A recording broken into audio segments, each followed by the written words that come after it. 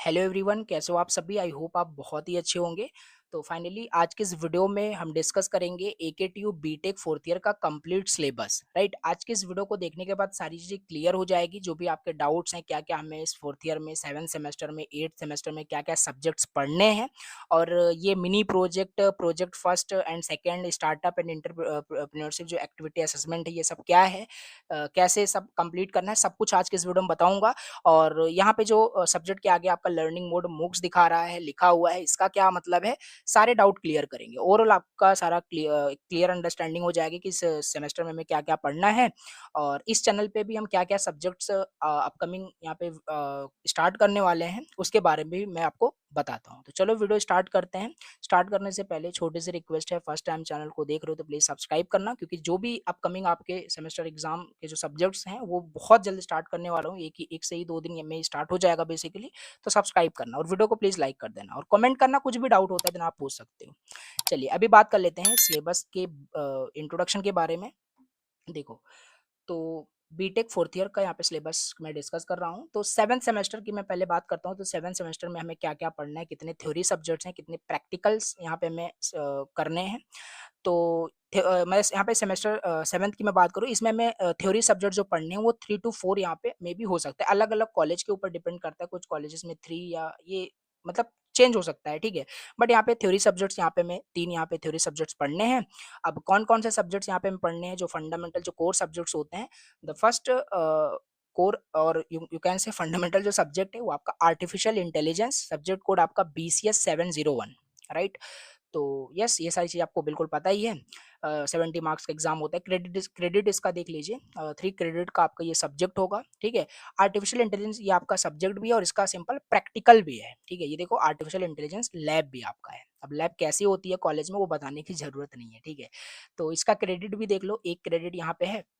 तो एक सब्जेक्ट आपका ये हो गया AI, right, artificial intelligence. Then next यहाँ पे मैं बात करूँ, जो सब्जेक्ट आपको पढ़ना है यहाँ पे डिपार्टमेंट इलेक्टिव की मैं बात कर रहा हूँ, फोर्थ। इसमें देखो नीचे कुछ सब्जेक्ट मेंशन किए गए हैं, इसी में से चूज करना है कॉलेज वालों को और इसी में से मतलब उनको कवर करना है, ठीक है। तो ये यहाँ पे 4 कुछ सब्जेक्ट दिए हैं। इसमें क्लाउड कंप्यूटिंग है, आईओटी है, internet of things, cryptography and network security है, design and development of application. Okay, तो ये सारी चीज़ें भी ये आपका इसमें से कोई ना कोई सब्जेक्ट आपके कॉलेज वाले वहाँ पे चूज़ करेंगे और you have to choose, right.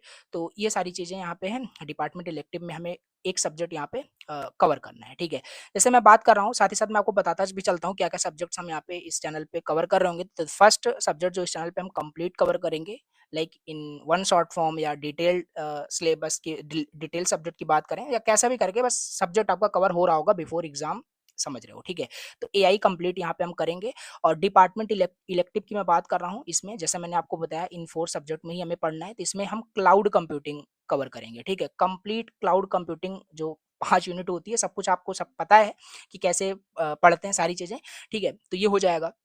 Then इसके बाद आ जाइए, यहाँ पे ओपन इलेक्टिव सेकंड करके इसका एक अलग लिस्ट यहाँ पे है, इसको मैं आपको दिखा देता हूँ। ये रहा, ठीक है। तो ये सारे सब्जेक्ट्स यहाँ पे मेंशन किए हैं, इसी में से अगेन आपको यहाँ पे चूज करना है कॉलेज वालों को क्या वो स्टार्ट करना चाहते हैं, राइट। तो इसमें से जो हम सब्जेक्ट यहाँ पे पढ़ेंगे इस चैनल पे, वो है आपका रीन्यूएबल एनर्जी रिसोर्सेज। अब देखो, कुछ सोच करके मैंने स्टार्ट किया है, उसका कंटेंट भी यूट्यूब पे नहीं है। तो यस, ये सारी चीजें यहाँ पे हम मतलब पढ़ रहे होंगे इस चैनल पे, ठीक है। तो इसी में से कोई ना कोई सब्जेक्ट्स आपके कॉलेज वालों ने भी चूज़ किया होगा जो हमें पढ़ना होगा, ठीक है। तो ये चीज़ मैंने आपको बताया कि ओपन इलेक्टिव में क्या-क्या चीज़ें हैं, क्या-क्या सब्जेक्ट्स यहाँ पे है। लैब के बारे में मैंने आपको बताया। तो बस यही है, इसमें कुछ ज़्यादा नहीं है। आप मैंने पहले ही आपको बताया कि 7th सेमेस्टर में आपको 3 से 4 सब्जेक्ट्स ही यहाँ पे पढ़ने हैं। तो पहला आपका एआई हो गया, दूसरा आपका क्लाउड कंप्यूटिंग हो गया, जो डिपार्टमेंट इलेक्टिव का था वो बताया मैंने, और थर्ड आपका ये ओपन इलेक्टिव का जो रिन्यूएबल एनर्जी रिसोर्सेज इस चैनल पे हम कवर करेंगे, या कोई सा भी आपके कॉलेज के अकॉर्डिंग हो सकता है, राइट, डिपेंड कर सकता है। तो ये थ्योरी सब्जेक्ट्स यहाँ पे हो गया 3 to 4 मे बी, राइट। चलिए प्रैक्टिकल्स मैंने आपको बताया, यहाँ पे एआई लैब हो गया और इसमें मिनी प्रोजेक्ट और इंटर्नशिप असेसमेंट, ये आपका एक प्रैक्टिकल यहाँ पे है, राइट। यहाँ पे देख देख सकते हो मार्क्स कितने हैं। तो ये सब भी इंपॉर्टेंट है। एंड मैं बोलूंगा कि ये यही सब आपका इसमें 7 सेमेस्टर की बात करें या 8 सेमेस्टर की बात, इसमें प्रैक्टिकल से ही इंपॉर्टेंट है। थ्योरी तो वो सब पास हो ही जाते हो, लास्ट टाइम पे सब कुछ आपको पता है। मोस्ट इम्पोर्टेंट यही सब आपका है। ये सब क्या है थोड़ा इन डिटेल से मैं इसको बताता हूँ। रुत यहाँ पे आपका ये तो लैब के बारे में बताया, जो इम्पोर्टेंट आपका है मिनी प्रोजेक्ट और इंटर्नशिप असेसमेंट, जो कि यहाँ पे बताया गया है सिंपल कि 6th सेमेस्टर के बाद ये आपको करना ही है। मिनिमम आपका 5 टू 6 वीक्स का होना चाहिए, और इसका जो असेसमेंट है वो 7th सेमेस्टर में, यानी ये करंट सेमेस्टर में आपका होगा। ठीक है? तो ये चीज़ है, ये चीज़ आपने किया ही होगा। अब यहाँ पे बात कर लेते हैं, ये जो प्रोजेक्ट फर्स्ट करके यहाँ पे दिया हुआ है, इसका एग्ज़ैक्टली मतलब क्या है?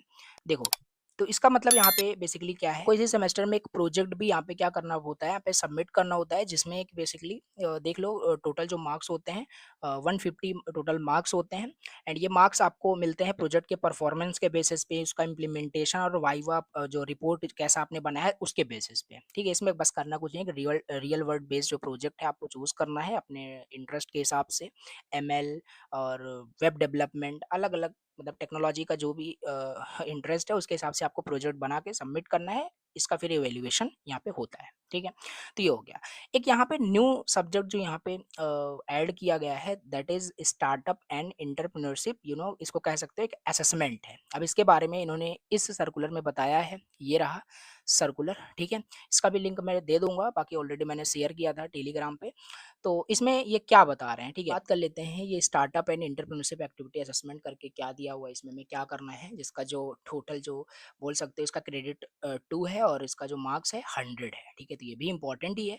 तो इसमें देखो यहाँ पे मेंशन किया हुआ है, नीचे देखोगे तो इसी इसी के नीचे यहाँ पे बताया है, द स्टार्टअप एंड एंटरप्रेन्योरशिप जो एक्टिविटी असेसमेंट है will be done in 7th semester, under which a student will have to undergo to a startup activate at least, ये लिखा हुआ है, ठीक है? इस पे क्लिक करोगे तो ये सर्कुलर ओपन हो जाता है एंड इसमें डिटेल बताया गया है क्या-क्या करना है, क्या चीज़ है। बाकी मैं ब्रीफ चीज़ आपको बताता हूँ क्या ये है।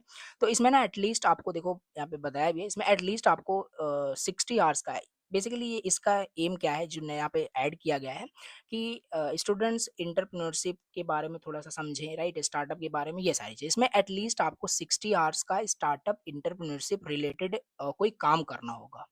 कुछ भी हो सकता है, ठीक है? Startup related. ये एक्टिविटी आपको 6 सेमेस्टर तक कंप्लीट कर लेनी चाहिए बेसिकली, बट इसे इसका जो असेसमेंट होता है वो 7 सेमेस्टर में होता है, राइट? ये सारी चीज़ें मैं आपको इसी में से देख के बता रहा हूँ, सारी चीज़ें इसमें बताया गया है, ठीक है? तो इसमें बस यही करना है कि कोई स्टार्टअप का आइडिया अगर आपके पास है, तो उसको इम्प्लीमेंट करके उसको एक एज़ अ स्टार्टअप उसको कंप्लीट करना है, और उसका जो इवैल्यूएशन है इन 7 सेमेस्टर, उसका असेसमेंट चेक होता है, ठीक है? तो यहाँ पे वही सब बताया हुआ है। अब ये अलग-अलग कॉलेजेस के ऊपर भी डिपेंड कर सकता है कि कैसे वो क्या करते हैं, राइट? तो आप सभी को पता ही है।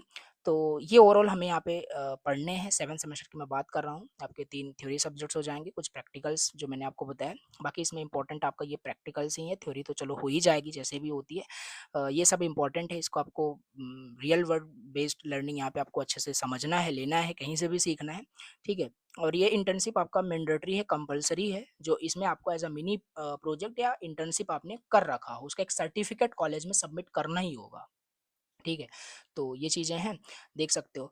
और 8th सेमेस्टर की बात करें, तो इसमें भी यहाँ पे दिया हुआ है काफ़ी सारे सब्जेक्ट। बाकी इसमें थोड़ा-सा मैं ये बता देता हूँ कि काफ़ी लोग पूछ रहे थे कि ये लर्निंग मोड मूक्स का यहाँ पे मतलब क्या है? ठीक है? इसका मतलब क्या है यहाँ पे ये नहीं समझ में आ रहा है, राइट? देखो जो सब्जेक्ट के आगे आपको यहाँ पे मूक्स लिखा हुआ है, मूक्स का मतलब आपको पता ही है, मैसिव ओपन ऑनलाइन कोर्सेज़ यहाँ पे होता है, राइट?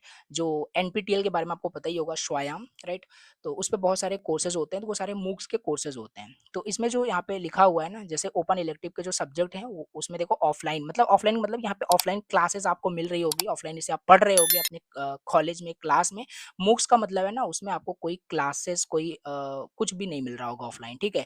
फिर यहाँ पे करना क्या होगा, जैसे यहाँ पे देखो 8th सेमेस्टर की बात करें, तो कुछ सब्जेक्ट्स यहाँ पे होंगे जो आपको यहाँ पे कंप्लीट करने होंगे और इसकी क्लासेस आपको नहीं मिलेगी, ठीक है? मूक्स का मतलब यही है। इसको क्या करना होगा कि आपको एनरोल करना होगा एनपीटीईएल, स्वयं या कोई भी प्लेटफ़ॉर्म हो सकता है, कोर्सेरा, उडीमी, राइट? एकेटीयू रिकमेंडेड जो भी पोर्टल्स होते हैं, वहाँ पे आपको एनरोल करना होगा कोर्सेज़ को। अब इसमें देखो काफ़ी सारी चीज़ें हैं, अब इसमें डिस्कस करेंगे फर्दर, अभी तो 7th सेमेस्टर की हम बात कर रहे हैं।